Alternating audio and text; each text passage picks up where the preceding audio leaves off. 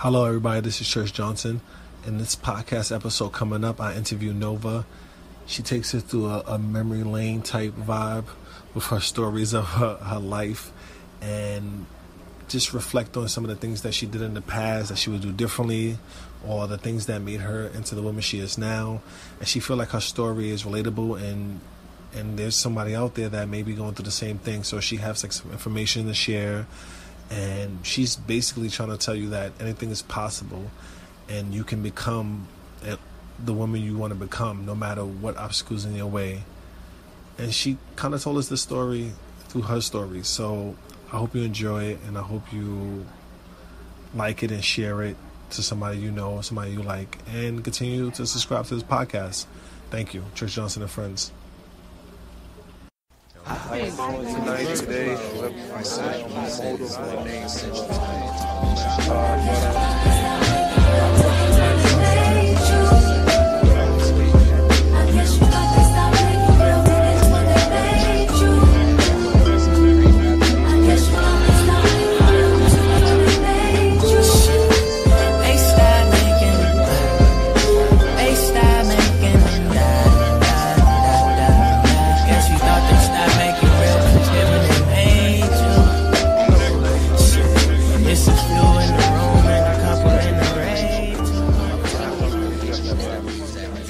Welcome everybody.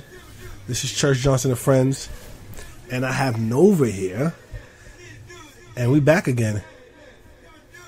We're gonna do it again, y'all. Y'all ready? Nova, can you say something? Hey guys. All right. So this podcast, we're gonna get into it. Sorry, what happened? Nothing. I'm about to kill this game.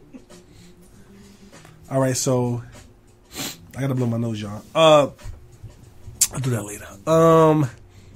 Yeah, so this podcast is basically about talking about your life. Get into it. Let's get into it. I want to know, where did your sexual appetite come from? Like, where did it stem from? My sexual appetite. I actually don't have a huge sexual appetite. I feel like that's a huge misconception. I really don't have a sexual appetite.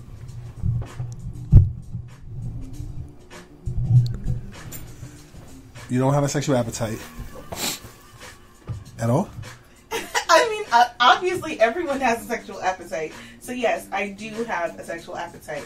But I don't think it's as voracious as people associate with me. All right, so I'd like to know, what age did you lose your virginity? 13. 13. Okay, so you lost your virginity at 13. Mm-hmm. And To one person. To one person. I still talk to that person to this day. Okay. So give me all right, so for instance, we went to high school together, didn't we? Yes, we did. So tell me some of the names that they used to call you in high school, because I didn't know. Oh, where should I start? Hetty Mo. There's a lot of stories associated with me, and a lot of them are just so overrated. It's so funny. Now, so this is my thing. Now, did you embrace the name calling? Initially, I didn't, because I'm just like, how can people who don't know you have so many negative things to say about you, and so many people that have never even smelled the tip of your fucking box have so many stories about you? Like, at one point, I was rumored to have been with the baseball team, the football team, and the basketball team. And that's a lot. That's really a lot. That's a lot. So this is my thing. Now, I wanna dive into your history. I wanna know when everything started. Like, when did like, I wanna know before, how you got the name Hetty Mo, or whatever the case may be. Jesus. How did you feel when you lost your virginity? I just want to know your whole story of, like, my sexual history? Yeah, when did you lose your virginity? What age? 13. 13. Okay. So explain. Actually, that is so funny, because the person I lost it to, actually, I went to a very, very, very small school. Okay. there were 8 kids graduating in the 8th grade class. Yeah. And it was actually mixed with the 7th grade class. And I think in total there might have been 25 students, 7th and 8th grade, 8 graduating. So my boyfriend, I say in quotations, at the time, I guess we were like the stars of the school. Like, he was the bad boy and I was the sweetheart, the, you know, captain of the cheerleading team. I was on whatever little teams we had there. I mean, how many teams could you have with fucking 8 kids, right? But he was just like, he came into the school in the middle of the year and he was just like a bad boy. He was in the principal's office every day, and he was a preacher's kid, so I guess he felt like he had something to prove. He's still the same way to this day. Mm-hmm. So funny. But I said all that to say, it happened at my mom's house. He brought his best friend with him, and the next day everyone in our fucking class knew. Like, how did they know if I didn't tell them? You told them. Yeah. So that's kind of where it started, with people and their stories about me. Then obviously you graduate, you go to high school, and it just took off from there. Like, it's just weird. So, all right. So, now tell me the relationship dynamic between you and your mom at the age, not now. Oh, typical, you know, teenage mom and daughter. She wants to keep a cap on you, and you feel like you know the world, and she doesn't know anything, and she just doesn't understand, and she doesn't relate. A lot of that is still true to this day. So it's really funny. So now, was she by her being overprotective? Did it stop you from like exploring the world? Her being overprotective of me was a hindrance. Mm-hmm. Because I feel like there's a lot of experiences that are fundamental to growing up and things you need to go through. Like being in New York, growing up in the Bronx, you know, Saturday nights, weekends, it was the key. That was the spot. I wasn't old enough to have gone to the one on Allerton Avenue, so it was definitely the one on 138th. And having your mom there at 10 o'clock when it closed at 11, and she's like at the door standing with the guards making sure you come straight out and get straight in the car. You don't have those experiences to see what it's like for guys to try to talk to you after, or, you know, making your way home safely. Like, you just didn't have that. And so I feel like I missed out on a lot, because I have other friends that did go through those things. They were allowed to go out on weekends with their friends to go to the movies as a group. And then, you know, subsequently on dates. Like, I didn't have that. So I felt like I had to go through my own way of exploration, and that led me into trouble. Now, so when it led you into trouble, so what was the first crime that you got into? I won't say that I got into crimes. I was never a criminal, but it just got me into trouble with falling for game. Mm-hmm. When I was 14, my boyfriend was 25. Mm. I used to come to school with black eyes. That was crazy. From him? Yes. So how did you meet him? Well, seeing as though I'm an only child and a Scorpio, and one of my favorite shows growing up was The Golden Girls, like, I have a very quick wit. So, for a guy to try to talk to me, first and foremost, you have to be clever. Mm-hmm. I don't need you to be timid. I don't need you to be, hey, you know, blah, blah, blah, blah. No, you have to be clever, because I'm going to hit you back with something, and it's going to throw you off. So, I was in a corner store with my cousin. It was a Sunday. We were getting our hair done. And he comes into the store. He says, "Good afternoon, ladies." And I didn't say anything, so I'm like, "I don't know you." So he says to my cousin, "Oh, your cousin doesn't speak on Sundays." I said, "I speak to people, but I'm not talking to you." Yeah. Whipped my head and said, "Anyways." And he's like, "Oh, she's a firecracker." I'm like, "Yeah, when I'm lit." Yeah. And he just like, it just like banter like that will always get me into trouble. Yeah. Especially with like guys, because it's like I always have a sexual smart comeback, and they always get roped in, and sometimes I'm not even fucking with them like that. It's just like, all right, next. Go to a grocery store, you see somebody like, "Oh, you order 2 cans of ginger ale?" "Yeah, I like to swallow." Wait a minute, wait a minute. So now, like, I get it. Now they intrigue, and they might, they're like, "Oh, I'm about to get this tonight," and not knowing you just buying your ginger ale and walking out, and that's it. And they're still thirsty. Literally, they're still thirsty. So, all right, so you met him. He took your virginity. No. Oh, he didn't. I'm sorry, he didn't give it to you. So you met him hanging out in front of your building. No, At the corners. at the corners.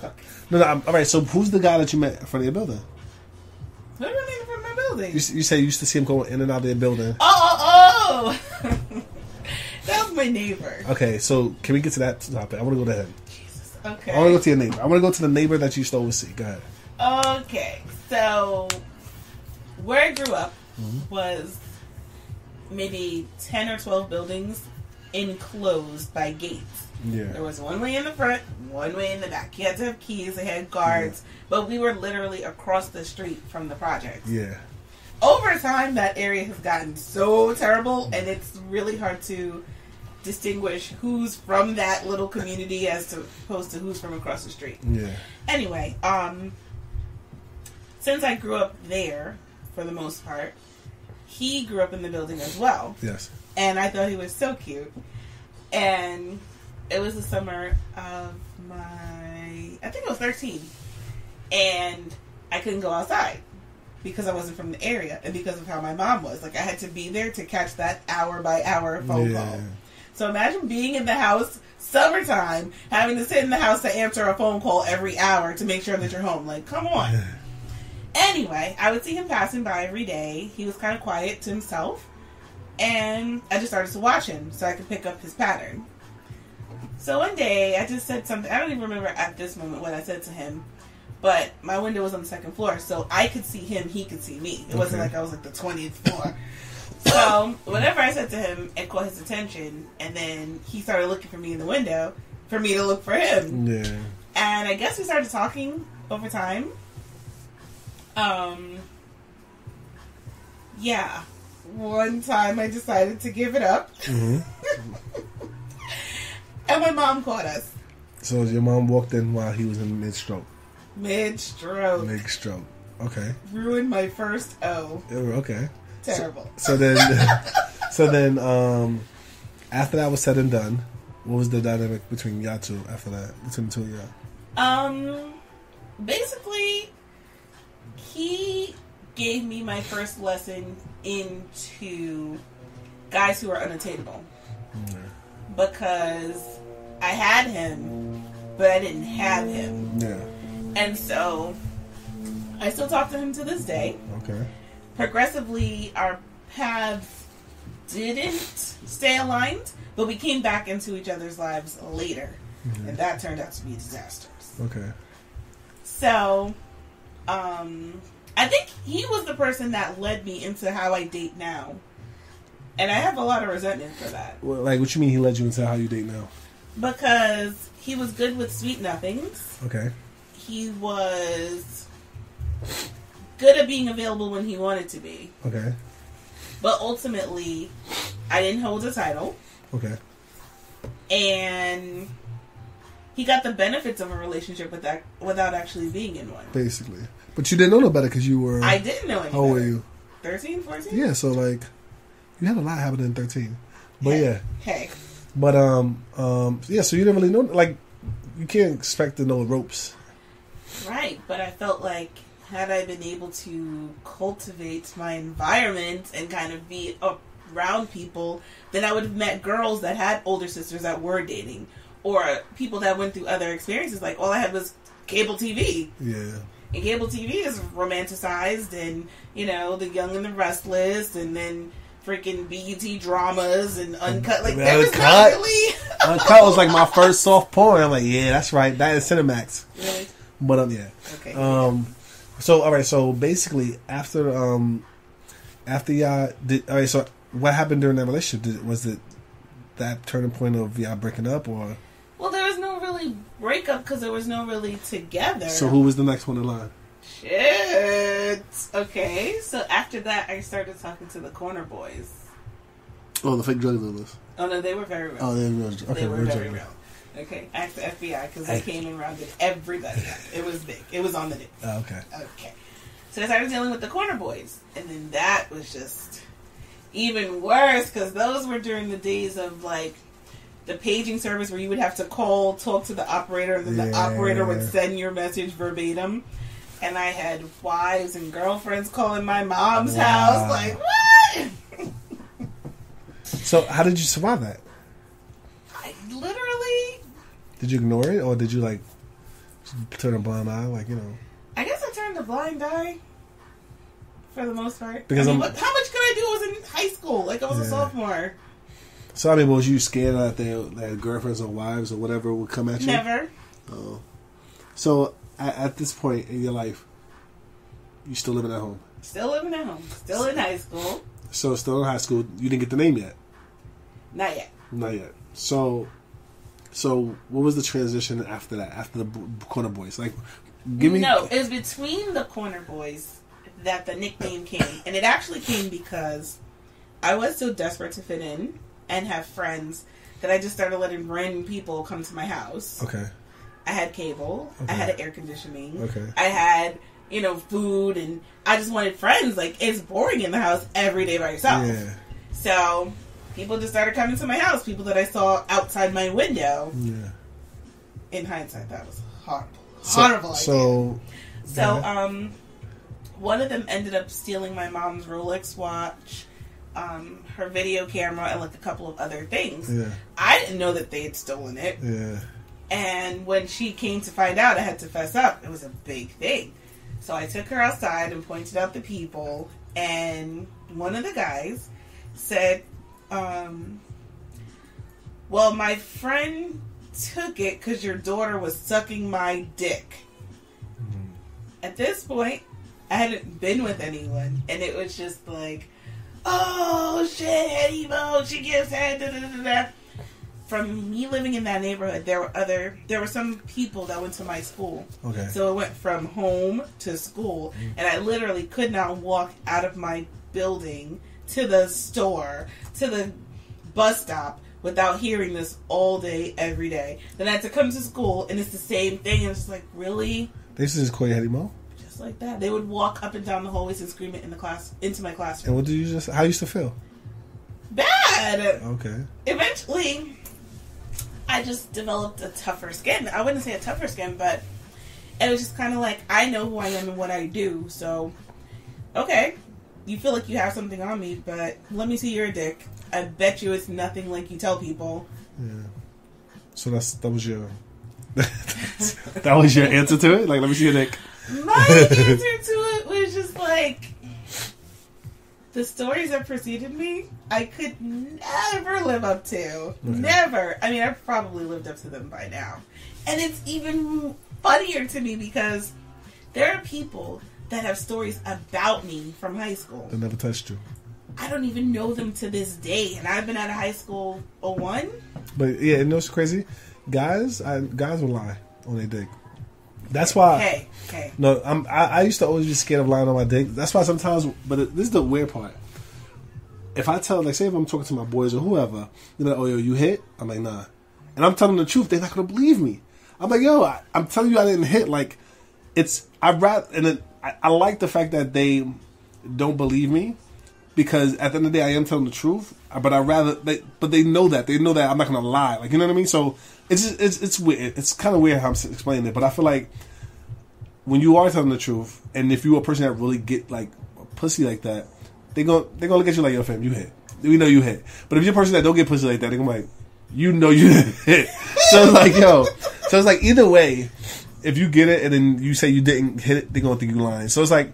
Sometimes you can't, because you never know. No guy's not going to really, like, the only way a guy's going to expose you is if they know the girl. But that's the thing. People call themselves, quote unquote, exposing me. Okay, yeah. We're going to back it up a little bit. Back it up. In my freshman year, trying to come up with an identity and stand out from the rest, my favorite color was lime green. Okay. I wore something lime green every single day. I had a lime green leather FUBU jacket. I had lime green clogs, Prestos, flip-flops, t-shirts, wife beaters, shorts, jeans, shirts, bandana, like anything lime green. I had it. I had to have it. I loved it. And it's so funny because somebody created a group on Facebook. Like, you went to our high school if whatever. I think that's what's called. Like, should I say it? Yeah, okay. You know you went to Lehman if, or you know you went to Lehman if you, something like that. And somebody who's hiding behind a fake name goes, you know you went to Lehman if you fucked the girl that used to wear lime green. And they wrote this on Facebook. They wrote this on Facebook. That's funny. Of course, I know that they were talking about me, but it's like, really? And for real, you saw that? Yes. That's crazy. That's crazy. I can give a shout out to the person that's well, my thing is this. All right, so you trying to find your identity. How long does it take you to find your worth? I'm literally still looking. All right, I say that on purpose, right? I know. Now let's continue. Now, my thing is this. All right, so I want to know, after that situation with the guy saying, "Oh, we wouldn't have stole nothing if your daughter wasn't sucking my dick," whatever. What happened next? Like, what was your next encounter with sex after that? Oh, okay. How deep are we going? Because we can go deep, or we can just keep it surface. We could go deep into Chinese food and that. Really? Yeah. I mean, if you want to, it's up to you. I really don't. All right, so then don't. We don't. Okay. So we'll fast forward a little bit. All right. I'm still in high school at this point. Can you talk about Chinese food, but don't talk about the detail. Just talk about you had it. All right, let me say you had an incident when you went with somebody and chilled with them, and more than was supposed to happen happened, and you felt. How did you feel after that? That's actually putting it extremely mild. Yeah. So we'll just give it a little. Okay. So basically, in high school, I had a boyfriend. Now at this point, we're like sophomore, going into junior year. And I don't know why I was frustrated or just fed up or whatever the case may be, but I decided to run away. Okay. So I ran away. I didn't have anywhere to go. I didn't know what I was doing. I just left. Yeah. Left with the clothes on my back. I didn't even have a plan. And because I dealt with the corner boys, they knew me. My nickname was Strawberry. And it was because I was a red bone that got super wet and it was really sweet. That was the How do they know this? Exactly. Okay. More stories. Like, it's just crazy. Yeah. Anyway, one of the soldiers to one of the bigger people that I dealt with spotted me. He's like, "Hey, Strawberry, what's up?" I'm like, "Nothing." He's like, "What are you doing?" I'm like, "I don't know." I kind of left. He's like, "Where are you going to go?" I'm like, "I don't know." He's like, "Do you want to go to the dungeon?" A smarter person probably would have said no. Yeah. But because I'm so great at decision making, I'm like, okay. Sure. Let's get something to eat out of it. So, we ended up getting Chinese food. I'm in this miscellaneous random project house with this crackhead lady on the fucking couch. And she's just on the couch. Just chilling. I don't know if she's in her zone. I don't know if she's just shot something up. Like, I don't even know what's her situation. I don't even know what's her situation. Who's in my house? You know what I mean? One would think, you know? No, not her. And so I think that it's all good for the night. I could just rest my head, eat my food, and relax. And the old adage that nothing is for free came into fruition. Okay. So it wasn't just one person. It was like 7. Okay. And at a certain point, mentally, while you're going through something that's traumatic, you kind of just detach yourself. Yeah. I don't know if you go to another place. I don't know if you black out. I don't know if you just start daydreaming. I don't know. But after all was said and done, I literally left with my clothes in my hand, and I just kind of left. So after that, as I'm getting dressed in the hallway, and I guess figuring I should go home now because this was horrible, I decided to make another good decision, which is so great. I meet the local neighborhood pimp. Okay. Who obviously knew me from, my story. Yeah. And I don't know if he took pity on me. I don't know if he took interest in me. I don't know what he took. But anyway, he took me for the night. And I went with him to Hunts Point. Not as a worker. I don't know if I was an observer. I don't know if I was an assistant. I don't know what I was, but on Hunts Point we go. Pimps up, holes down, that's real. So we're on Hunts Point, and he's looking after his girls, and I'm with him, looking at him, looking after his girls. And I think I was 16. I didn't have my permit. I didn't have a license. At the end of the night, he was dead tired. I said, listen, you should let me drive because you're dead tired. He says, no, you don't have a permit. You don't have a license. I said, but you're tired. I'm less tired than you. Long story short, he falls asleep behind the wheel and we crash head on into another car. Wow.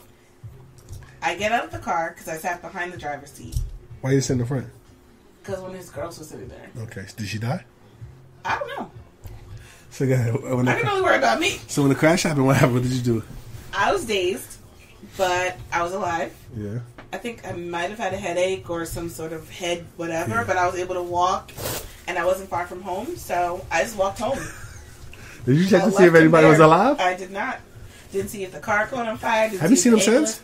Yes. All right. And you know what's so funny? Go ahead. No lie. I think he got deported for sex trafficking young girls. Oh wait, he's not from here. Mm-mm. Oh. Well, I think he was raised here, but I think he was like literally born in another country. Okay. That's crazy. Crazy. So you went home. I went home. My mom spazzed. I'm like, you know what I've been through? Yeah. I couldn't tell her that, but I'm Yeah. just like, not right now, please. I just need to get some sleep. I need to clear my head. I want to take a shower, a bath. I just can't deal with you right now. Yeah. This is all in one day. This is all in a 24-hour span. From Crazy. me going to school to me getting home when it's the time to go to school again. Wow. It's a lot. That's so. What was like in your mind? What were you going through in your mind that night or that morning? Sorry, when you like took a shower and you was reflecting. Did you like reflect, or did you say, yo, you know what? I'm not gonna think about it because I don't want to feel bad or whatever. It was a combination of damn, that's crazy, because I could have died. Yeah. I could have been killed. True. Just the experience on the point, I could have been in someone else's house. True. Like another pimp. Definitely true. That was so crazy. And I just was like, you know what? Alright, that happened. What's the next step? Okay, I can't go to school today. I need to rest. Yeah. I gotta go to school tomorrow. Yeah. That was it. Like, I'm not a person that sits there and reflects on things like, oh my god, what could I have done differently? Like, things happen. People make decisions. And how did that change? Did that change anything in your life? Did that alter anything in your life? Like after those steps, what changed? Something had to change. I don't know, but something had to change. Like, did your attitude towards men change? Towards sex change? Like, my attitude towards sex definitely changed. I'm very laissez-faire. okay. Whereas most females can't disassociate sex from feelings. Yeah. I pretty much have an on and off button for the box. Okay. So I'm like, okay, are we fucking? Okay, it's wet. Oh, we're not fucking? Okay, it's still wet. Thanks a lot. Now it's wet for no reason. Yeah. Oh, we're not fucking? Okay, cool. Moving on. Are we going to get something? Like, what are we doing? And then, so, I mean, how did you, did you ever find love during that era of your life? Not then. How did you recognize love? Like, all right, so saying if you would have found, what was your definition of love during that time? Not now. I didn't really have one. So you didn't know what love looked like? I didn't know what love looked like. I didn't know what love felt like. I knew that I had a boyfriend that I cared a lot about. We went through our own things. Abortions and him going away to the Marines and having to mentally prepare for that. Also going to school with me while people are talking about me. Did you tell him your history? He knew. We went to school together. So a guy that accepts your history, you felt like that's the one. I didn't feel like he was the one necessarily, but I did appreciate a lot of things about him, and I appreciate that he took me for me and not what he heard about me. Okay. Because when we first started talking, and I asked him, like, I'm sure you've heard what people say about me, and he's just like, yeah, but I don't understand what that has to do with me. I didn't fuck, so who cares? Yeah. Until he fucked, he's like, I get it. Strawberry, lime green, I get it. But all right, so now can we fast forward a little bit? Okay. Now, who was crazy number one? Crazy, okay. Crazy number one is the same guy that I met at 13. So what year is this that you found out he was crazy? Okay, so in high school, I graduate, I move out, I have a kid, I move back to my old apartment. You have a kid in high school? No, I moved out, I graduated. Oh, and then you had a kid, yeah. Yeah, I had my kid at 23. Yeah. I think 22 or 23, whatever. By 24, 25, I'm back in my old apartment that I lived in when I was in high school. But it's crazy. According to the standards of everybody else, you'd have been had a kid already, like at 16 or 17. Especially if all these stories were true. Yeah. Okay. No graduation, just out there hoeing. Just, yeah, out there. Go ahead. So I have my son. I moved back into my old apartment that I lived in high school. That I lived in junior high school. And I run into him. In and out. At this point, he's like a little hustler. Yeah. So he definitely is not going anywhere. Yeah. He's definitely always around. Yeah. So he starts whispering sweet nothings. Oh, I should have wifed you. Oh, we would have been happy. Oh, blah, blah, blah, blah, blah. And of course, me and my son's father are broken up, and he lives so close, and he's handy, and he's trying to maneuver his way in. So it's nice. He lives right in my building. So God forbid there's an emergency. If I need help, he's here. He's helping me with groceries. He's coming and knocking on the door to come and watch TV with us. So I get roped in. Not knowing that he has an anger problem and a temper. And so that was my first introduction to the fiend. To the fiend. What's the fiend? The dope fiend. Okay. The wrestling move where someone starts choking you from behind with their forearm until you pass out. Okay, the fiend. And you experienced that with him? I experienced that with him. Okay. So, any little thing would set him off. We had a difference in opinion. Like, he's a smoker, I'm not. And he would want to come to my smoke-free apartment and smoke. That's a problem for me because this is not your apartment. That would cause an argument, which would cause him to do the fiend. Yeah. So now... So wait, he just grabbed you up and then put you in the fiend? It was like... It was so instantaneous. I don't even know how to explain it. Like, you just standing... As long as you're in arm's reach, he could just spin you around and do it real fast. But did you used to try to hit him when he put you in the fiend?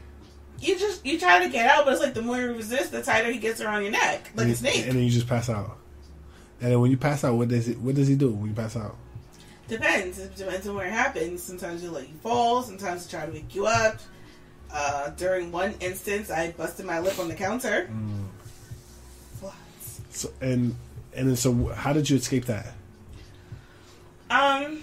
It just got to the point after a while. It was like I was afraid to be home. Because I still lived on the second floor. So it's easy to look from the street level into my apartment to see if lights are on. Like, I would come home from work. That's the same place over there? Yeah. Yeah, you can see from outside. You can see from outside right into my apartment. So I would just come from work, 5 o'clock, and just sit in my apartment on the floor. So you couldn't see me walking around.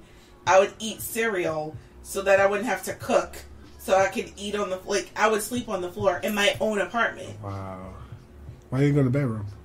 Because you could see also in the front of the building. Yeah. That's my bedroom faced the front of the building. Yeah. So coming in and out, you just look up. You see right into my kitchen, right into my bedroom, right into my bathroom. Going to the side of the building, you see into my living room. Like, so how did you get past all this? Like, how did you move on from him? It got really bad before I left. Like bad how? Bad, like the fiend wasn't enough, and like I was getting welts from belts and shoes and kicks to the head. Like it just got crazy. What's wrong with him? And so, like in your right mind, how did you escape though? Like that's what I'm saying. Like I want to know how you escape. Like what would you give advice to somebody that's in that situation? What would you tell them to how to escape? You have more power than you think, because their power is your fear. It's like they feed off of your fear. So they know as long as you're in a constant state of unsureness and fear and uncertainty and what am I going to do, they have power. So it just got to the point where I would not open my door. Yeah. He kicked my door in before. Oh, okay. But I just wouldn't open the door. I wouldn't answer the phone. And after a while, I mean, it took months. Eventually he stopped until I moved. And it's funny because his best friend is a realtor, and he's the person that helped me move. Yeah. And I literally threatened his realtor's license if he told him I was moving. Yeah. And one day he went to knock on my door and I didn't live there anymore. Yeah. And he was very upset. But, like, I can't. And the only reason I got to that point was because my son's father was like, listen, if anything happens to my son, I'm going to kill you myself. Yeah. That's it. Figure Figure it out. Figure it out. So, all right. So then, what was your next step encounter? Like, so during this time, you found love with your baby father. Well, my son's father and I went to elementary school together, But so we've known each other all our lives. So was it love? I can't say that it was love either, because with him, he provided a safety. What was the safety? He's very much an old soul, and he lives for structure. Okay. And order and savings. Like, he lives his life like a grandpa.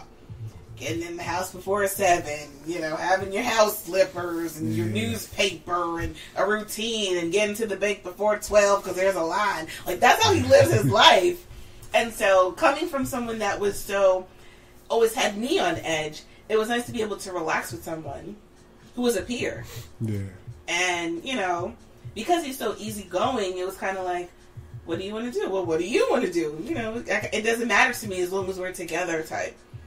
But then even that got boring. Yeah, so it wasn't love. It wasn't love. You just liked the hell out of him. All right, let's relax. So what was your next encounter? Was it horrible or was it good? It was okay. It was a different type of not great. That was my twin's dad. Okay. And I met him when I was pregnant with my big son. Okay. And so, fast forward, we're dating. He moves into my apartment. He actually had a run-in with, what do you call him, Crazy One? Yeah. And that was not good. My issue with him was with that... the run-on, they fought? They didn't fight, but they got really close. So, how it stop? I don't know. What Crazy One? What do you mean, first Crazy One? Yes, Crazy One. Okay. And my issue with him definitely wasn't love. He was just a funny guy. They like to have a good time, which is quite opposite from the boring guy who was very stable. Basically. But at the end of the day, laughs don't pay bills. Yeah, facts. And he didn't want to pay bills either. Yeah. And I'm like, listen, homeboy, this is my apartment. I had it before you, and I'll have it after you. But I damn sure won't live here with you. Yeah. Especially if you're not paying bills. Like, you gotta go. Yeah. And so he left to go back to his mom's. He said, "Y'all, I'm a bounce. I'm gonna let you do this, and I'm gonna do something else." And then, so was that love? No. All right. So, question: have you experienced love? Yes. Who? I found love with my boyfriend when I was 18. Mm-hmm. When I was 18, he was 28. Okay. And I knew that I loved him because no one made me feel the way he felt. No one has matched the way he made me feel. And what happened to him? He's like 40 now. Yeah. Yeah, okay. He wanted me to be 28 when I was 18. Yeah. Live with him. I had keys to his apartment. He worked 2 jobs. And at 18, coming out of high school, living at my mom's. It's too much. It's too much. Like, get your credit straight. Let's start working on your credit. And, you need a real job. And you need to go to school, like, double time so you can finish and you can get a career. And I'm like, what? I want to go to a party. He's Caribbean? Bye. He's Caribbean? No, he's American. Oh, American.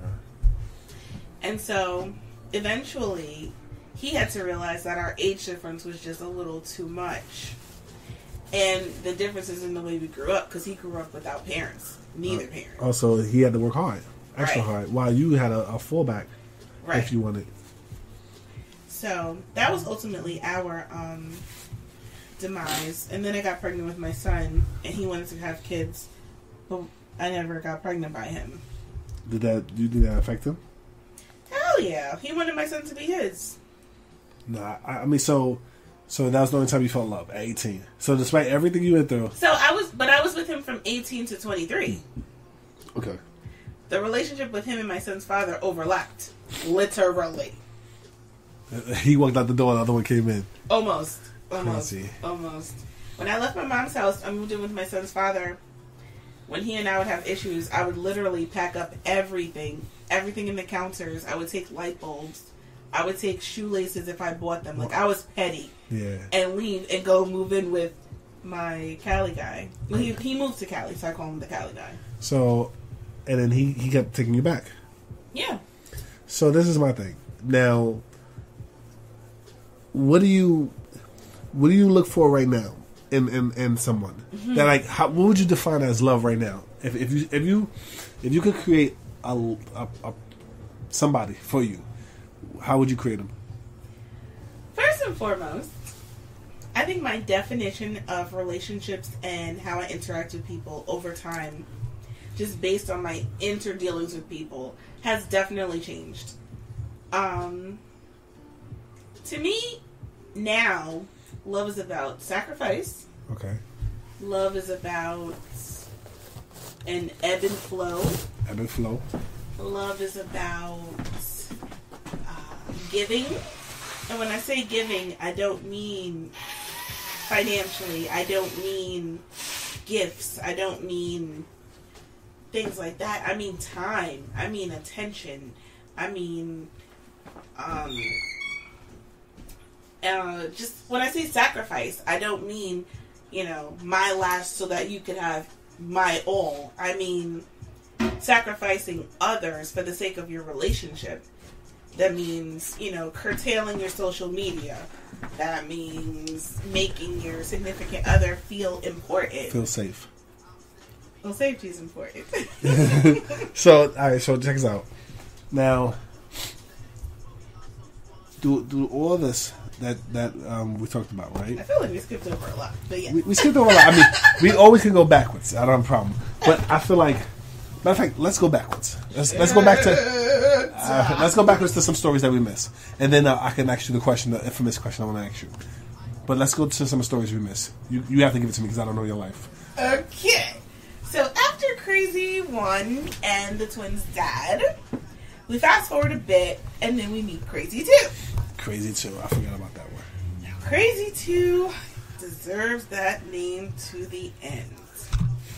He was extremely sadistic and controlling and manipulative and mean and overbearing and just and look, where did you find him? And a sexual deviant. Deviant, not demon. Deviant. Deviant. So, how did you meet him? I met him through a friend. He's a biker. Okay, so what was your first encounter with danger with him? With danger? Shit, okay. I met him in July, and by August, I'd had my second black eye. Also, we skipped the first one. The first one happened within the first introduction. Hey, my name is... No! The first one happened just over happenstance during a conversation because he felt like I played him because I laughed offhandedly at something he said, and I said, "You're being ridiculous." And then what did he do? He got on his bike and got to my house from Long Island, which is a 45-minute ride with good traffic. Yeah. He was to my house in 22 minutes. He comes up my stairs, because I live in a walk-up. I open the door in shock, because I cannot believe he's to my house so fast. Yeah. Before I could even say hi, he just cold clocked me in the face. Wow. And then what did you do? Stumbled. Because I was so shocked that happened. I could not believe it. What did he do next?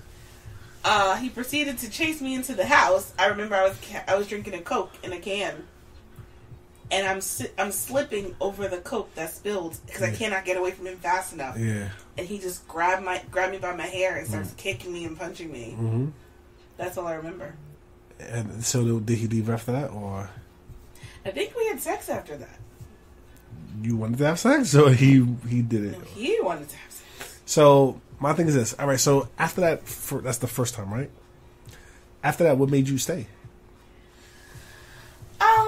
Initially, it was the apologies, And the reverse psychology of you made me do it, and this wouldn't have happened if you hadn't, and if you don't do things that push buttons, things won't happen to you. It's your fault why I shot your leg off. Yeah. Like, you know, it would. So after that, it literally just became threats. Like, part of the dealing with him was him showing up to my house with miscellaneous people for me to fuck. Like random people. Random people. And it was weird because it's like, you can't enjoy it because then you'll get a beating. But then if you're too numb, then you'll get a beating because it's like you're faking. So it's just like, you don't know what to do. And how many times he did this with you? Like 3 or 4. And between 3 or 4, you never stopped like to say, I need to get out of this? Of course I did. So why didn't you? Because then the threats happened. One of those people is going to be a killer. We'll be waiting for you at your house. I literally have the text messages where he said that him and his biker friends, he would lie to them and say that I tried to set him up to get him robbed so that his friends would be on his side. They would show up at my house, beat me and rape me, and leave me in the street bloody. I literally have this screenshotted. What's wrong with this dude? So that's one thing. When did you start to get the power back? I started to get the power back after I met someone. Right. And he would just tell me things like, you know, you don't have to deal with this. And he doesn't have keys to your house, so he can't get in if you don't open the door. Facts. There were times that he was waiting outside my building for me to come home. And I saw his bike or his car, and I would just go somewhere else until he left. But eventually, because he's a dad as well, I didn't realize how not easy it was for him to come to get me when he said, you know, I'll be there in 5 minutes or I'm on my way. Like, dude, where are you going with your 5 kids? Yeah. Who's going to watch them? Yeah. So when I started 5 kids? Yes. Okay. When I started to think like that, it would just be like, yeah, okay. All right. I'm glad you're texting me this so I have something to show the police. And then what he'd do? Oh, you taking it too far. I'm just trying to get you to listen. You play too much. After 2 black guys, you play too much. Like, it's not me, it's you. Clearly.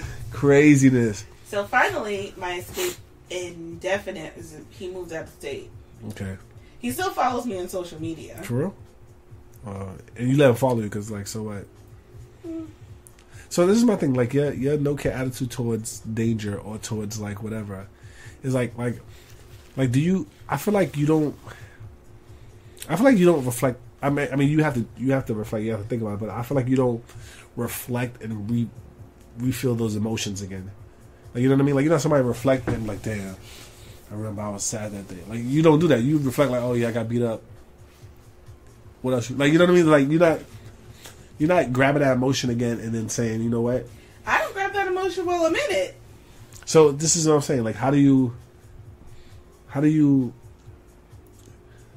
know. How do you escape like that? How do you detach that mental emotion from like, you know, just like, how do you build from there? Like, what do you do to build from there? What do you say to yourself? Like, you know what?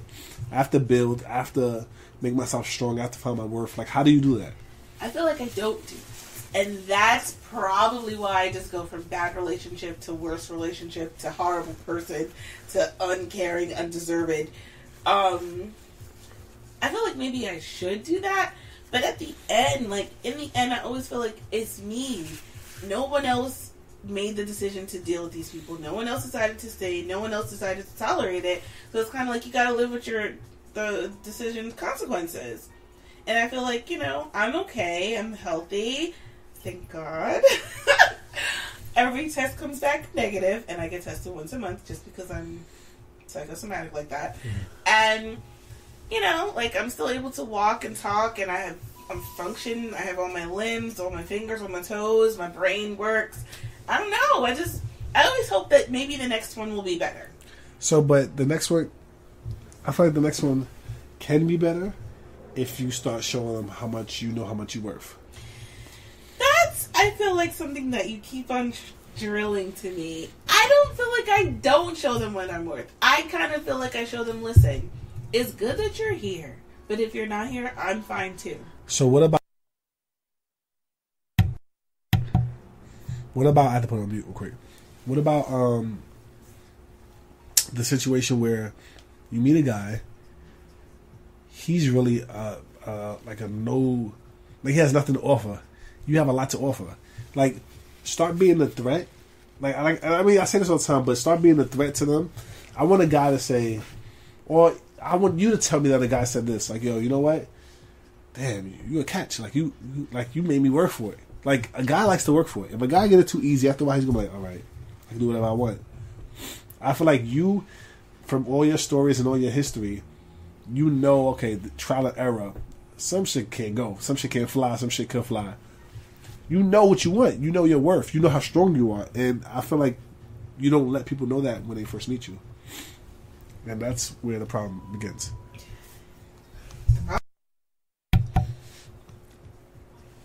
Yeah, I guess. I mean, alright, so what do you, right now, if I was to tell you, tell me the worth of Shamia. I mean, I'm going to mute that out. Sorry. I'll do it again. Tell me the worth of Nova. Okay, worth in what sense?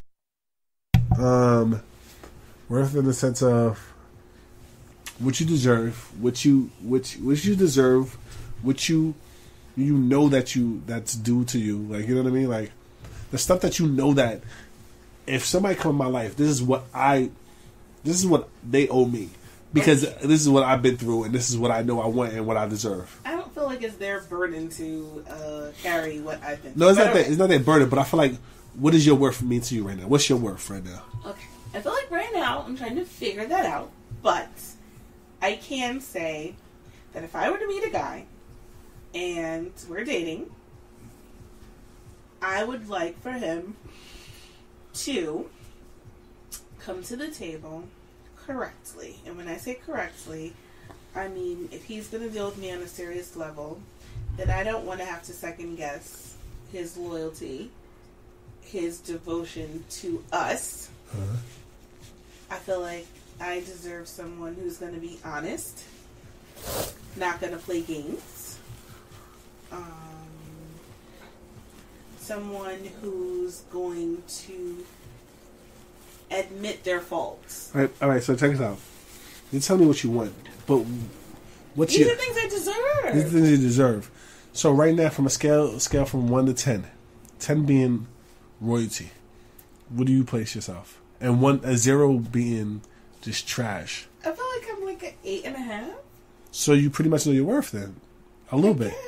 I mean, I feel like there's things I could work on, obviously. So if you know your worth, why don't you present that to guys? How? Houseway? How? When a guy meets you, for instance, 9 times out of 10, how long does it take you before you have sex with a guy? Depends. What's the longest you ever made them wait? Be real. Months?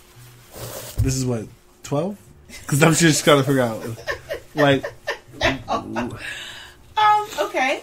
Since everyone loves hearing about BK, I made him wait like 4 months. Why? Well, it wasn't made him wait like, oh, he's gonna wait till the... No. But I enjoyed our banter, and I didn't want to disrupt that. So, see how you just did that with that? With that? I feel like you could do that with other people, too. Who are these people? Whoever. Right now, I feel like you think I feel I should be in a relationship or dealing with somebody, when in actuality, I literally enjoy my single time. All right, everybody loves that. Everybody. No, I don't think anyone loves it as much as I do. Like, you know what I do on holidays while most people are with family and friends and they're all gathered together? What do you do? I stay home. So. By myself. I get rid of my kids. I don't go see my mom. Like, I'm by myself. Like, I love it. I don't have to be fake. I don't have to put on clothes. I'm just by myself and I love it. Right, so this is where I come from. Okay. All right, so I feel like you love being seclusive, right? That's what it is? Being by yourself, right? Secluded, sorry. Love to be secluded, sorry. So, being that you're secluded from everything in the world, like, why have why not add a? I'm not saying you need to, but why not add a relationship to it? Because I feel like you had a magical thing with BK. I feel like I had a magical thing with BK. I feel like I had a magical thing with Callie. Like, I would literally... Mind you, Callie was the first person you loved, so I'm pretty sure BK is the second. Okay, that's pretty sad. I would keep those relationships equally... High standards. Equally high standards. The vibe and the interaction. Now, mind you, Callie moved out of the country when I had my son. He went to Amsterdam. And from Amsterdam, he moved to California. And he's been there for like 4 years. I have not seen this man in almost 12 years. He's not following you on Instagram? We follow each other now. Okay. We've had a couple of conversations, maybe a handful, over the years. If he came to New York or I met him in Cali, tomorrow, I would leave and move in with him and marry him. That's how much I loved him. What about BK? If BK decided to grow up and stop being a womanizer, I might marry him. So this is my thing. What was your take? Now I'm gonna ask you 3 things. What was your takeaway from Crazy? 2, what was your takeaway from Callie? And what was your takeaway from BK? My takeaway from Crazy was that just because you have history with someone doesn't mean you have a future with them. Facts. Who was the second person? That's Crazy. The second person, Callie. My takeaway from Callie was when you have something real, you need to nurture it and not take it for granted. And takeaway from BK. My takeaway from BK is once you start investing more into the pot than the other person, then you need to take your investments elsewhere. Now, so this is my thing. Now that you know these takeaways from all these situations, you're currently not looking for nobody? No. But are you still in contact with your latest love? BK? Yes. No? No? No? No, you're not sure? I feel like you're not sure. Okay. We had enough. Okay. This is the last thing we're going to say about BK. Please. I can't. BK and I broke up. Thanksgiving 16. No. I'm sorry. Yes. Thanksgiving 2016? No, we're just into 17. Yeah, we broke up 2 years ago. No. We've been broken up for a year. Oh, but anyway, who mind? Because in my mind... in both of our minds. But y'all still was dealing with each other. But we still dealt with each other. But it was never a confusion like we're back together. Oh, so you already had it mapped out. Like, yo, this is what it is. I don't want you. You don't want me. Well, yeah. Mm-hmm. Okay, yeah. So... yeah, we've been broken up. This past Thanksgiving made a year anniversary of our breakup. Wait, y'all do that? People do that? You have an anniversary for the breakup? It wasn't an anniversary. That I'm is just so giving crazy. you a timeline. All right, I'm about to say. Like this Thanksgiving, it'll be 2 years that we were broken up. Okay. What was my point? I don't know because you said that. But you said this is the last thing we're going to talk about BK. Yeah, this is the last thing we're going to talk about. And you just let me, yeah, I broke up in 2016. Right. So dealing with him off and on, playing with him all day, it was a lot. Like, he likes to dangle strings, and he knows as long as there's an attachment, he still has a hold.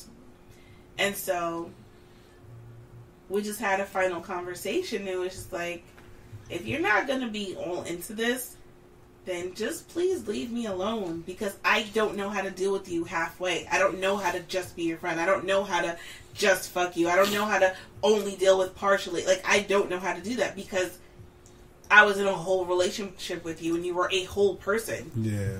So all right. So you're not as cold-hearted as you say. Because if you are cold-hearted, you know how to distinguish, you know how to separate the two. You couldn't separate he was able to permeate... I don't think that's the word for that, but he was able to penetrate a lot of layers because we've had many conversations about my past, and experiences, and it wasn't even on some let me get inside your mind. Never. Do you think he used his information that he learned about you against you? Yes. When did you find that out? When did you find out that he was using that information?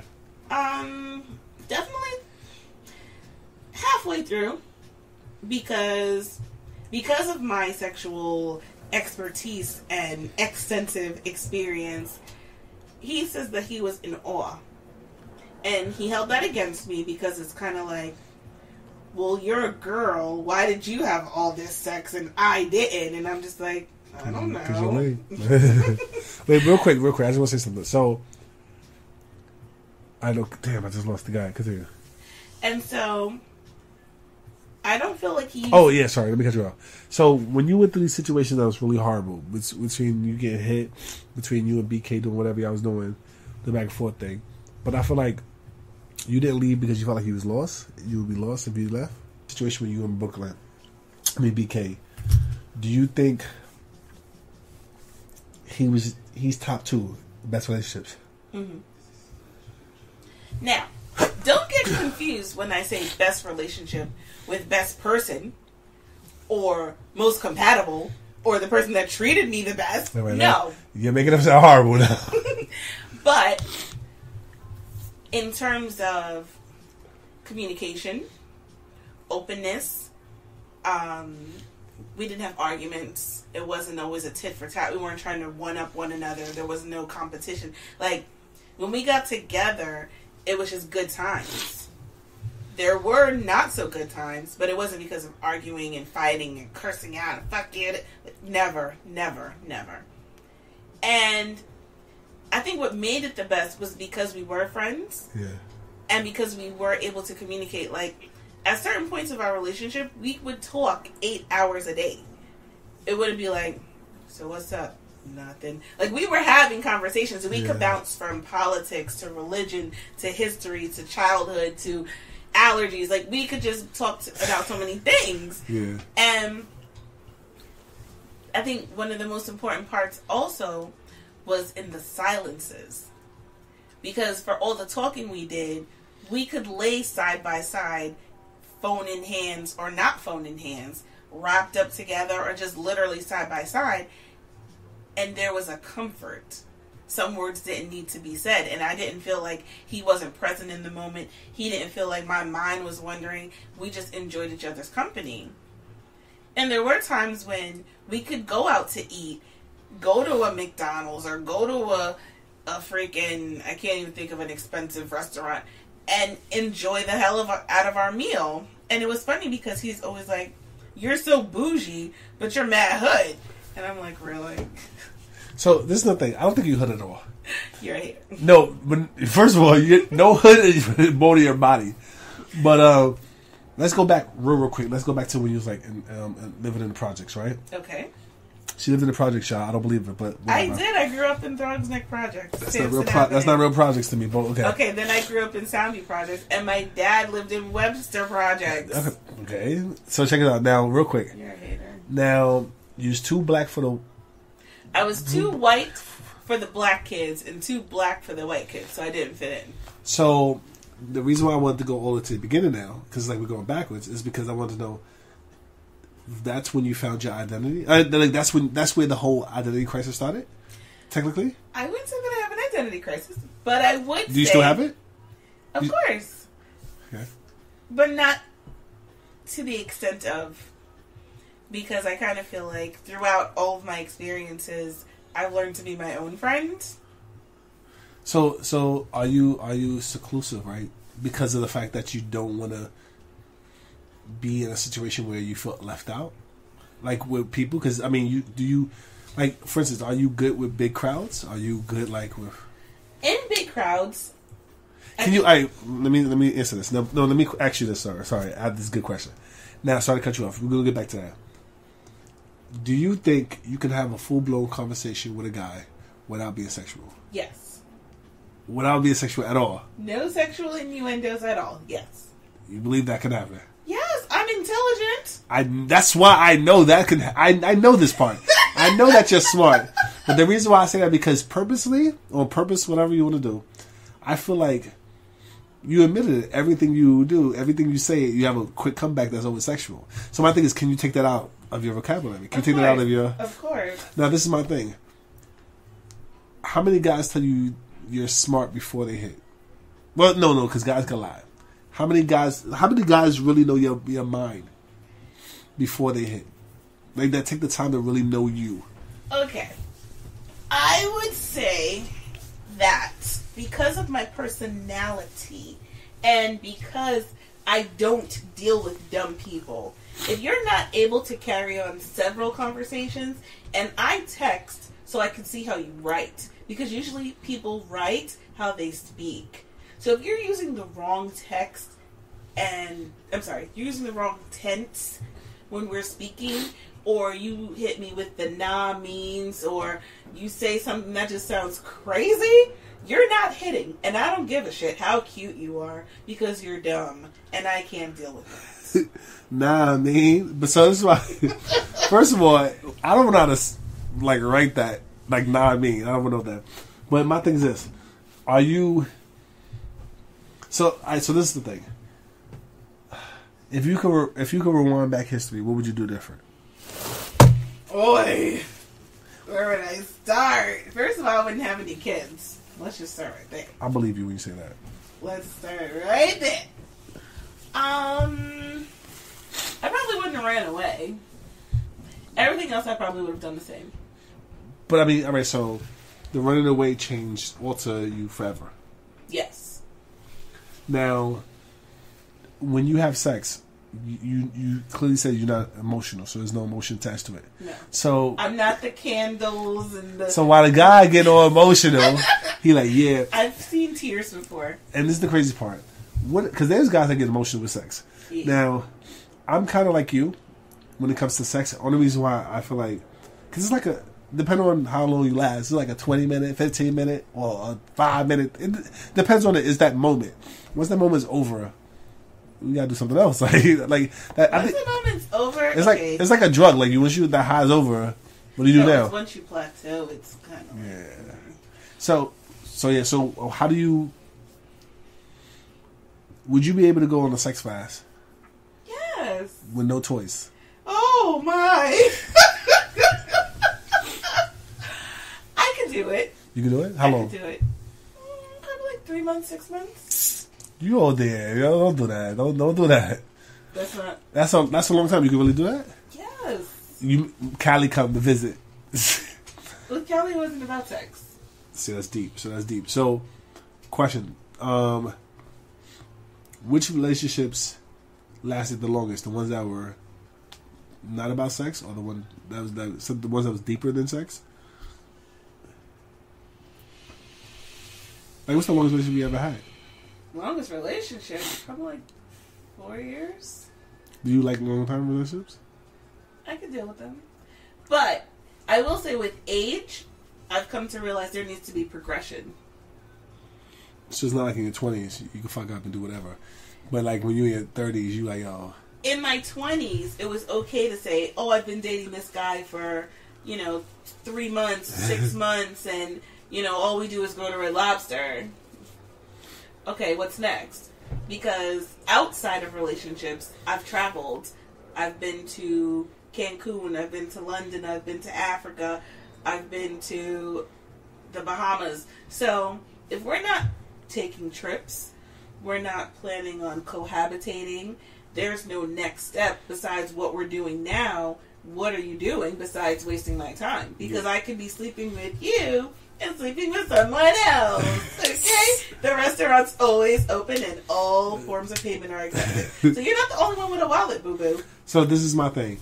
Now, that right there, I feel like if you would have gave that intro to let's bring up his name again, BK, I'm pretty sure BK would have been like, oh shit, I'm good. Because he would have been, my thing is this, I want you, I don't care about anybody else, I want you to intimidate them to the point that they don't know. For instance, you can have a sexual appetite. That's on you. That's cool. But I don't feel like I do have a sexual appetite. I don't want them to know that you have an appetite. But I don't feel like I do have a sexual appetite. I feel like my attitude towards sex, because I've always been associated with it, because it's always been synonymous with me, with my personality, with my being, I took on the challenge of trying to be the best partner I could be. Now, because I kept dealing with people that seemingly was their sole job was to beat me down mentally, I felt like being with someone who was controlling was my destiny. And so we did have a talk before. You said you like people that's dominant. I do like people that are dominant. And now I feel like it comes from your history. Yeah. No, I mean, but I didn't know that before. Okay. But yeah, most so people don't. I mean, but my thing is this. But that's its own. That's its own sexual. That has a sexual connotation to it as well. Because outside of the bedroom, I don't need someone to control my life. I know what to do. I'm a grown up. So people start giving me directions and commands. I just give them the side eye, and then I'm like, oh, okay. So now we're diminishing your talk time and your text time and your in person time because you need someone to boss around. Go get a pet. Yeah. So now, from here on out, like if somebody's listening to this, 'cause I know people listen to this a lot. Thank you for your support of internet. Yes, hey listeners. For the people that's listening and the ones that like maybe trapped into a relationship like this or trapped into a situation where they don't know their worth and they trying to find out their worth, what advice would you give them to try to take steps to find out their worth? Ultimately, it always starts with self. Just take an evaluation of yourself and your relationship. Do you feel like you're always compromising and it doesn't work out in your favor? Yeah. Do you feel like you're giving too much emotion, giving too much time, too much energy? Are you fretting while your partner is, living it up?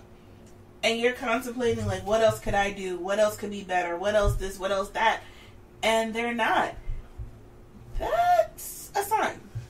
Start taking evaluation of what you like, what you want to do, where you want to go, where you want to eat today, what movie do you want to see, and start doing things by yourself. Now, is it okay for you to be 30 plus or whatever with kids or whatever and still not know your worth? And when I mean not know your worth, is not saying that you're trash, but still finding your worth. Is it okay? Yes. I mean, so would you recommend somebody that don't know their worth to get into a relationship with somebody that knows their worth? Because the thing is, would you suggest them go into a relationship that with somebody that knows their worth but not trying to change up their worth? My best suggestion for someone who's trying to get their worth situation together would be not necessarily to find someone, because people are always looking for people to solve the problem, for someone to rescue them. It doesn't work like that. And someone that has their worth and their situation together doesn't necessarily want to fix, make up, add to, supplement someone who is getting it together. Not all the time. Yeah, that's true.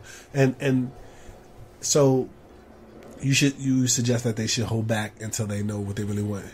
I think dating, not necessarily fucking, but dating is a great way to find your worth.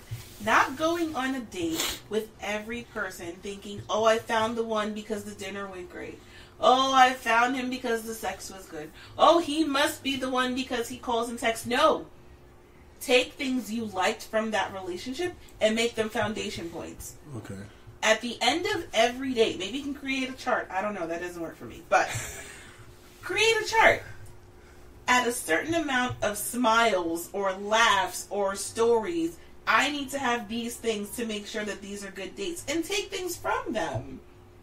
If you know that you like seafood and conversations you've had with your date are about seafood and you end up in a pizzeria, that's not an experience you want to have again. But, because he calls and texts so often, it must be okay. It's not okay, because now you're compromising for something you don't want. Because what? But to each his own, though, because that's what you're saying about you. But to somebody else may be fine with Chinese food, pizza. No. I'm saying that if you're dating someone and during the course of conversation, you discuss foods you like, and you say you like pizza. You say you like seafood, and your conversations are about seafood and great fish places and fish markets and all these things, and then he shows up and takes you for pizza, so now you're not listening. And we had two bros. Yo, Ma, you give me that dollar slice? What you want on it? I want a cat there. Bye. I agree. I agree that he's not listening. So, But in the same token, just because he necessarily took you to pizza, you might have had great conversation over that pizza. So he may not be out of the runnings. But that doesn't mean that he's marriage material. He's your next boyfriend, your next man. He needs to meet your mom and your kids. That's true. Come on. So, I mean... It's okay to serial date. Serial date. It's okay to serial date. And if you want to have casual sex, that's okay too, as long as you're protected. I'm an avid person for knowing your status. Don't get confused because I said that I like to have sex, and I talk about sex, and I'm associated with sex, that I don't know my status. I get tested once a month. Can we just... Yeah, we heard you. We heard you the first time. Once a month. Okay. So this is my thing. Now, damn, I forgot because you just went in. I feel like at the end of the day, a guy's gonna give you what he feels that you are worth. If you don't know your worth, but if you do know your worth, he's gonna give you what you. I don't agree necessarily because just because some people are lazy and some people are selfish and some people don't feel like putting in the effort, and it doesn't mean that they don't see your worth. It doesn't mean, okay, quote unquote, for BK, right? His claim to fame was he knows that ultimately I'm a person he could be with. But because he didn't have to put in the work, it doesn't mean he didn't see that I have my own apartment, I have my own car, I've been able to maintain my bills, I don't ask him for anything. I'm able to take him out if we go out to eat. I put him onto things. I'm smart. I teach him words. I buy him intellectual gifts like dictionaries and thesauruses instead of sneakers and Jordans, and I tell him things like, you know, about life. He be like, you trying to play me? Yeah, fan. Why you in the service? It doesn't mean that he didn't see those things in me, but because he didn't have to put in the work, he didn't. That doesn't mean he didn't see my worth. It doesn't mean he didn't acknowledge it or whatever. He just didn't have to put in the work, and that was my fault. And that's what I'm saying. If they don't have to put in the my thing is this. But that doesn't have not everybody. to do with worth. I mean, yes, it does. I'm gonna tell you why. I'm gonna tell you why. Can I tell you why? If you want me in your life, and I don't have to work hard for anything to get with you, anything, whatever it is, mentally, spiritually, whatever, I don't have to work hard for it. I'm already in there. That's letting me know that, yo, fam, like, you just obviously don't care. You're just willy-nilly. You just let me in your life. I don't look at it as a way of, if I meet somebody else, and say if I meet this gorgeous brown-skinned girl, she goes, you know what? We're going to wait on that, and we're going to just chill, take it slow, and we're going to get to know each other, which you said you did. You made them wait 4 months. We're going to get to know each other, and not only that, it's not about the, like basically make him feel like, or make me feel like, you know, it's not about this. Whatever it is that you're pushing for, say if I'm pushing for just sex, it's not about sex with me. So if you're not coming deep into sex, there's nothing there. Like, when you hit somebody with that, they hit you with the, sometimes they're like, oh, she lying. But then sometimes they're like, oh, shoot, she's telling the truth. Especially if you would have added that line in before you made them wait the 4 months. Like, I feel like at the end of the day, if you don't work hard for anything, are you going to, for instance, you said it yourself, if you get something free, you're going to appreciate it more than something you work hard for? Of course not. Exactly. So if he gets it for free and not working hard for it, then he's not going to appreciate you that much. But if he works hard for it, like for instance, I may be in a situation that right now I'm trying to work hard to get back to somebody's life, right? When I get this person back in my life, I'm not letting you go, unless you dying. Like, because I worked hard for this, it's mine. Okay, but that's not to say that within the relationship, there weren't things that he did work for. There weren't things that he did have to win me over on or persuade me towards or kind of work towards to keep with me. But this is why I disagree with you a little bit. Why? Because knowing your story a little bit, you may say he worked for things, right, within the relationship, but when he did asshole stuff or said asshole stuff to you, asshole stuff like what? Like you didn't like penalize him. I feel like you didn't penalize him. I feel like lately you penalized him, and that's why he's not here no more. Because you grew a pair of balls and you say, "Yo, I'm off this." Hey. But my thing is this: I like that. I like that. So that's why. I mean, I know it may be hard to still talk about some certain stories, but I feel like I like that for the simple fact is, you say, you know what? You're not gonna be that. You're not gonna be this guy again. You're not gonna be. I'm not gonna let you be this jerk to me again. And now I'm cutting you off. But before, within the relationship, you could say, I can mention the lose weight thing. I don't care. He could say, if you lose some more weight, maybe we could be together. Some stupid shit like that. Like, why would you say that to somebody? Like, and then you stay with him. That's what I feel like right there. It's chipping away of what you think you worth to him. I don't think so, and I'll tell you why.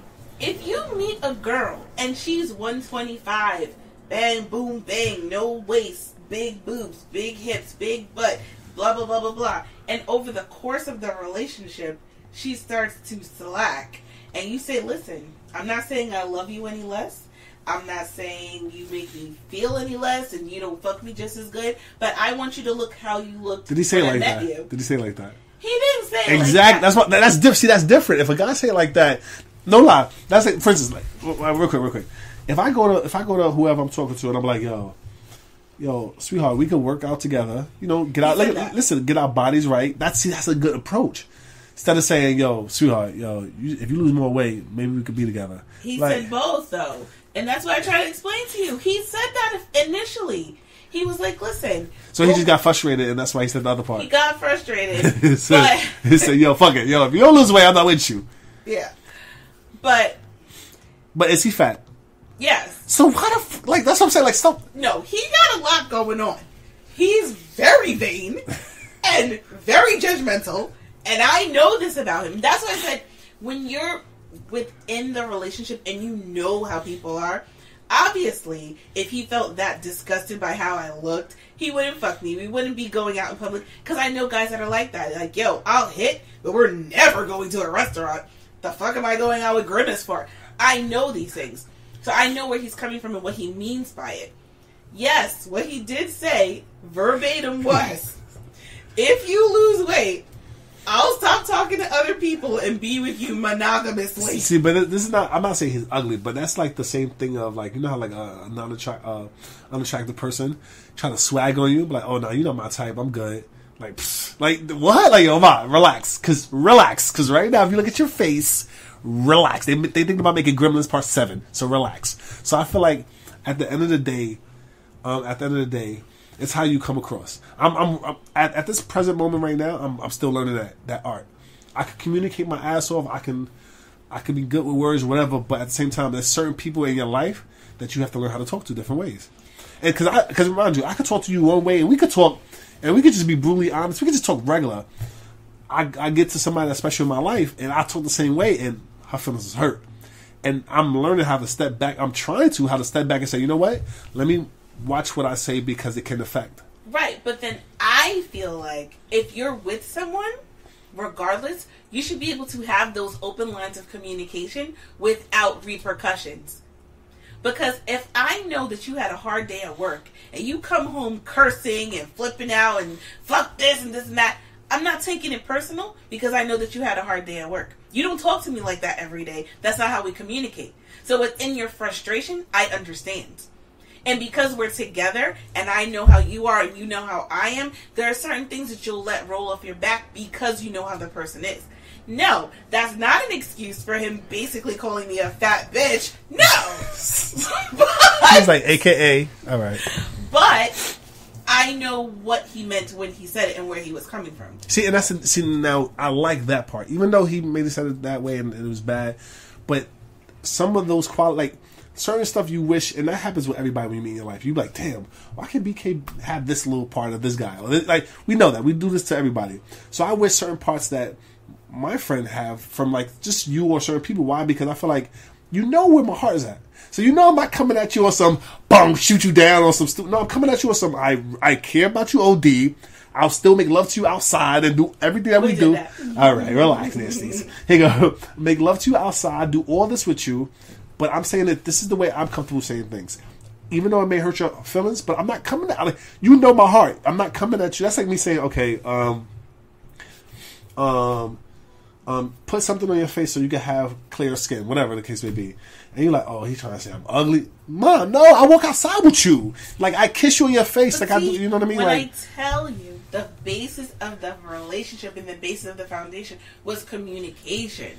So all of these things were long time established. Yeah. And with BK, I hate that we're having this conversation about him, but with him, we could, because he's not, he'll exist no more. With him, he's a hothead, and because of my quote unquote life experience, I'm always cool.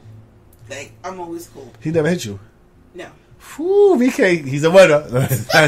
I say he's a winner after that. But yeah, go ahead. We'll get back to that. Because I know, okay, he's a driver.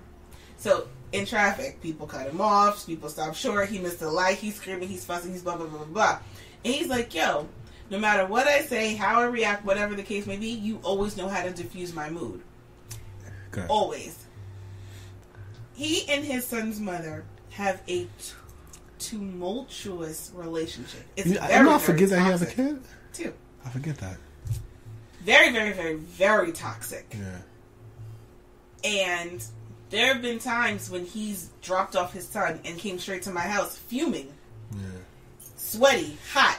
Like, his head is hot. You see steam literally coming off of his head. And because I know where he's coming from... Okay.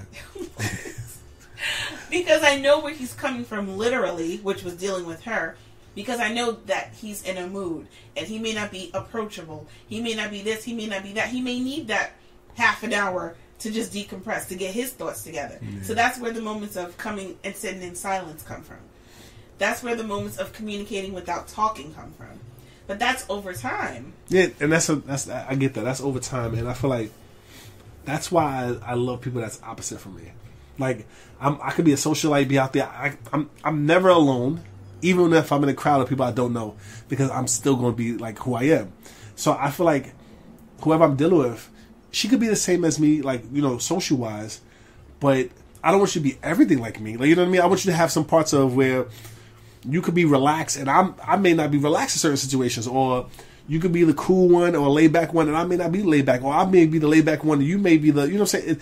It's balancing it out. Like, you know what I mean? So I feel like the person that I may talk to now, she may have a negative connotation, I guess, to things, and I feel like, hold on, I'm not that person. I'm a positive person, but I'm still working with you because I believe I can build your positivity. Like, you know what I mean? So I feel like it's a balance. I don't feel like you're because in her mind she's like, oh, we're no good for each other because I think this way, you think that way, so it's never going to work. If I would have believed you, I would have got this far with you. So thank God that I know I have faith and I believe in facts. Okay, this is the facts. You're this person, I'm this person. This is my faith. We can work it out because I believe. Like, you know what I mean? And I feel like at the end of the day, that's what balances it out. If BK was everything like you probably lose your mind. Like, yo, fam, I don't want to date myself. Like, it's weird because in a lot of ways, I kind of wish that he was more like me. In what ways? Well, for one, okay, because I feel like I keep saying this, but being synonymous with sex and being flirty and things like that, no matter who I talked to or who I dealt with, everyone knew there was a BK. They may not have known what he looked like, they may not have known his real name, but everyone knew. Whereas his thing was, oh, I want to protect what's sacred, so I just want it to be kind of like, you know, my family knows about you, but not my friends. Like, what? And flirty, extra flirty. With you? With people. Or him? Yes. Yeah, I don't agree with that, because if I did that, I could see the wrong in that. Mm-hmm. I can see the wrong in that. I feel like I do believe in especially the information age, protecting who I love. I don't want to post who I'm dating right now. I don't want to, but if I do post, it's probably one. Just leave it out there. I like live story because it's going to be up there 24 hours. If you miss the 24-hour window, you're never going to see her again unless you see us outside. Like, you know what I mean? But at the same time, she may think I entertain. Like, her problem is she thinks I entertain or I may entertain other women. And when she mean by entertain is, like, for instance, if they like me, I don't shut them down. I just let them keep liking me. That was his issue with me. And my thing is, I'm not going to... I agree that I could probably shut them down. But sometimes I just... In my mind, I'm not thinking about them that much. So I'm not even thinking about them. I'm not thinking about them so much to the point that I have to say, you know what? Let me shut you down. I'm not thinking about it like that. If you flirt with me or whatever, I'm like... Once I leave you, you're not out of sight, out of mind. Like, I'm not thinking about you and thinking about, like... You know, I'm not worried about it the way she's worried about it. But now I understand a little bit. And so now if somebody come at me in some way, I'm like, listen... I can't flirt with you no more. I don't know why yet, but I can't flirt with you no more. I am delivered. No, but I get it. Like, and how did you solve that? Because now you can help me. How did you manage to work that situation out when he said you feel like you flirt and you entertain people? No. His that was my issue with him. Oh, all right. So never mind. And his issue with me was people are always after me. People are always in my DMs. They're always trying to shoot their shot, and I didn't shut them down. So same boat. So, but my thing was, they could try to shoot their shot all day. They could send me 1,000 DMs. Yeah. At the end of the night, first of all, I'm showing it to you. Yeah. Unaltered. Yeah. Like, here's my phone. This is what people are saying. This is what they tried to say. And number two, if it doesn't get past conversation or thank you, hun, or oh, that's so sweet, you shouldn't have an issue. Because number one, if you're DMing me, that means you don't have my phone number. Facts. And if you do have my phone number, I'm not answering when you call. Or if you do call and I answer, I'm either putting you on speaker or letting you know that whatever you have to say, it has to be approved by him. Like, these are the stipulations. So if you choose to shoot your shot, oh, I'm saying, no, when we're going to chill, never. Oh, well, you can't, no. Well, let me call you back. Block. So that's my favorite thing. Let me call you back. Yeah, did you ever see that thing on Instagram? When I think I saved the heels. Let me call you back. My dog is talking to me. He said, let me call you back. My mom's about to call me. He said, let me call you back. My show about to come on. He was just naming stupid stuff. Like, let me call you back. I got to turn on the oven. Yo. I love it. Yo, so stupid. But let me call you back will save your life. But so now, even though we're past all the BKs, we're past all the stories and everything. I don't feel like we're past the BK. I feel like we're getting past the BK. So we're still in his era. We are, but we're not. We had a final conversation. How did this turn into a BK thing? We can stop talking about it. Okay, I'll just say this. We had a conversation, and I basically just said, like, listen, I don't want to do this anymore if it's not going anywhere. Like, I don't understand why we've been dealing with each other almost 4 years. So black girl knows her worth. Right? That's what it is. Because you found your worth. But it wasn't like I didn't have my worth. My thing with the relationship was that it was convenient and comfortable because of our schedules. We were only both free on Sundays. That worked. All right, so can I use this? I'm a writer. I write. I know I could put out a great book. I just haven't did it yet. So now when I put out a great book, I'm finding my grounding. Like, I'm finding my foundation. I'm finding who I am. So but you have to think about other parts behind that. Yeah, I mean, of course, it's trials and errors, but I feel like you found yourself. Like, what was I want to know what was the clicking moment when you found yourself? Because honestly, to me, from the outside looking in, you didn't find yourself until you did this. So when you did this, what was that clicking point when you found yourself? You know what? I deserve better. I deserve more. It wasn't that. None of what you're saying is accurate. It got to a point when I said to myself, there have been times when I've given him my last. Literally, like, I had $5 in my possession, in my bank account, in my hand, in my change jar, in my card thing, and I gave that to him so he would be okay. Yeah, that's deep. And that was never reciprocated. And I'm just like, if I'm willing to give you my last, and you can't even give me a portion when you're good, what am I doing this for? I accept that I love spending holidays alone. But I shouldn't have to spend holidays alone if I'm with someone. Not saying that I need to be, front and center cutting the turkey at grandma's house. Like, move over, grandma, move over. I'm here today. Facts. But no invite. Not even I'll come by after, or I'll bring you a plate so you're not hungry because you didn't go to. Like, come on. So it's like, if I have to spend these days by myself and do things for myself and by myself, I might as well be by myself. At least I'm saving gas, not driving to BK. At least I'm saving toll, not driving to BK. Like, come on. So did you?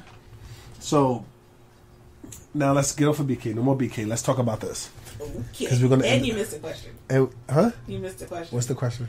You asked me about two black for the whites, two white for the black. Yeah. We never got back to that. Yeah, but we did because I said, so we didn't get back to it, so continue. I don't know what the question was. Exactly. We never got. No. All right, when you.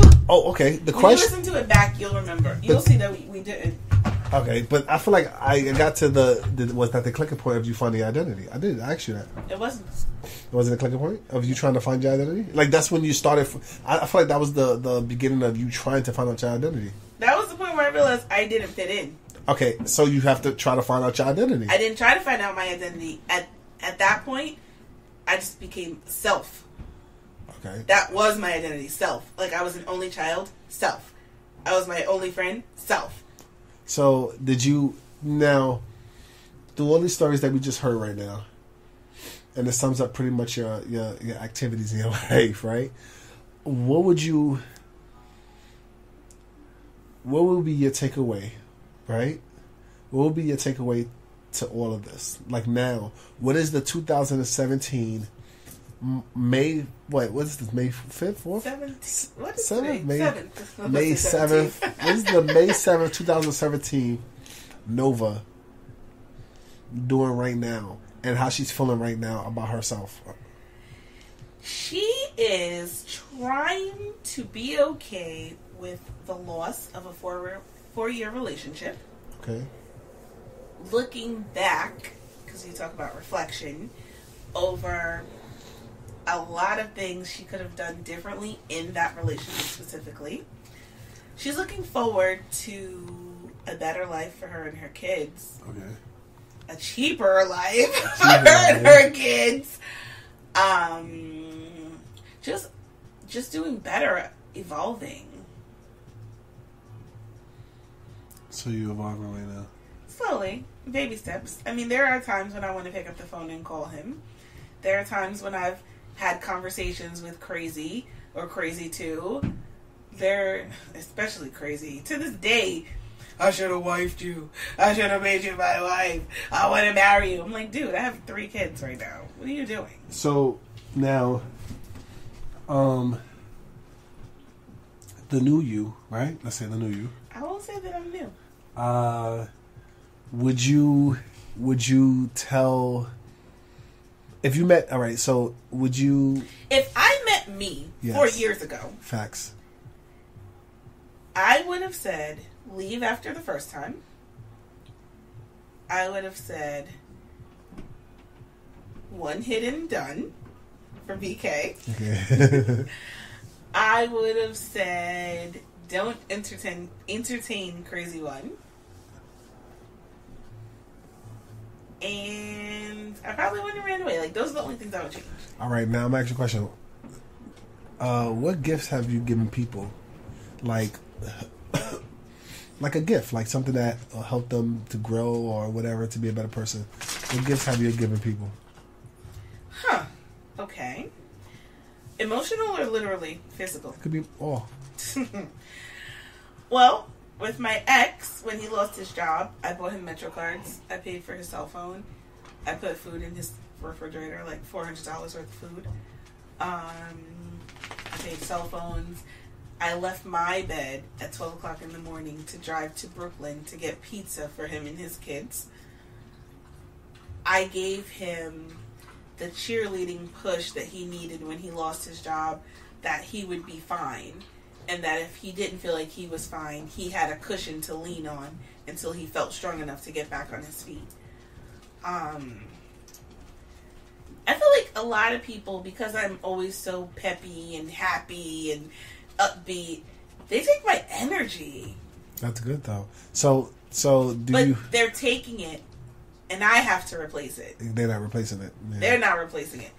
So, like, people call me for good conversation. People call me to turn their day around. They know that I'm going to joke with them or have a sarcastic something to say. Or if they're calling me with some, let me tell you, I'm going to have, rebuttals and input that's going to change their mood. So people call me for that. So, being that they're taking this energy from you and not replacing it, how do you keep yourself sane? I don't know that I do. I just feel like a lot of people tell me, like, I'm a blessing onto others. Not to be, haughty-taughty and biblical and things like that, but people just tell me that I'm a blessing to others, and especially when I meet new people, that's what I find very odd. And that's what I don't see within myself. That you're a blessing to others? That inner light, especially strangers. When I meet strangers, they always tell me, "You're such a good person. You're such a nice person." I'm like, "You don't even fucking know me." But that's what I always say to people. But like, I mean, you don't know me. but your personality gives off that, Right. And the thing is, it's hard to replace something that you're not. Like, so if I take that energy from you, and I'm not bubbly or preppy or peppy, whatever it is, I can't replace that. How can I replace that? Right, but that's not my issue. My issue comes to, if everyone's coming to me for replenishment, who do I go to become replenished? And that's the question. How do you keep yourself sane? I don't know. What motivates you? I don't know. Like, people lie, say, "Oh, my kids are my motivation." My kids are my draination. Draination. Like, they drain my pockets, they drain my energy, they drain my sanity. They are a drain. So I definitely don't do it for them, because if it wasn't for me, there'd be no them. So I gotta do it for me. Selfish. But all right, so you know how I like to close up? I like to close up giving out some advice. Jesus. Let me get a good word of the day. Are you sure I'm the person that should be giving this word? Yeah.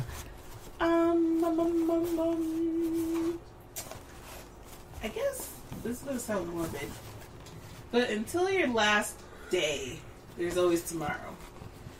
I guess that's how I live my life. Like, oh, didn't get it right today. We'll try it again tomorrow. So, and that's your advice.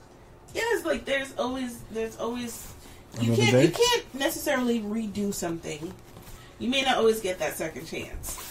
But you can always try something else. Yeah. Like, okay, you didn't get into that 4-year school, or you didn't get at that job. You can go to a different school and you can work somewhere else. It may not be your dream job. It may not be your dream school. Maybe that man you thought you were going to marry, Prince Charming, you'll find someone. Yeah. He may not be the guy of your dreams. Your advice is turning sour. No, he may not be the guy of your dreams, but he may be the guy to make your dreams come true. Facts. My word, or words of encouragement of the day, from listening to this whole story. This is a long story. Yeah, despite what you're going through in life, and despite all the ups and downs, we can always see the light at the end of the tunnel. And the light... not necessarily. Can I give my word of the day? Yeah. And the light may not be in the form or fashion that you believe or you expect it to come in as whatever, but I feel like the light is going to come. And when it do click, you still have time to make it right. And in your case, talking about you, Noah, it clicked later, but you have the time to make it right, because right now you're about to start a new beginning. I hope so. Yeah, so it's never too late. It's only too late if you give up already in your mind. And because you have a backbone of continuing to like look forward and not look behind you, that's the reason why that's the reason why you're not so Debbie down on things like, oh my God, I went through this, I went through that. So I feel like build a backbone, have a backbone, encourage others, and don't do stuff to people because you want something in return. Some people may not be able to give you stuff in return. Exactly. But at the same time, just do it because that's your purpose in life. So live out your purpose in life and be you and be great. So this is Church Johnson and Friends. Nova. And this has been a long podcast, but thank you for tuning in, and we'll speak to you next time. Thanks, guys. Tonight, today, I said, all those names.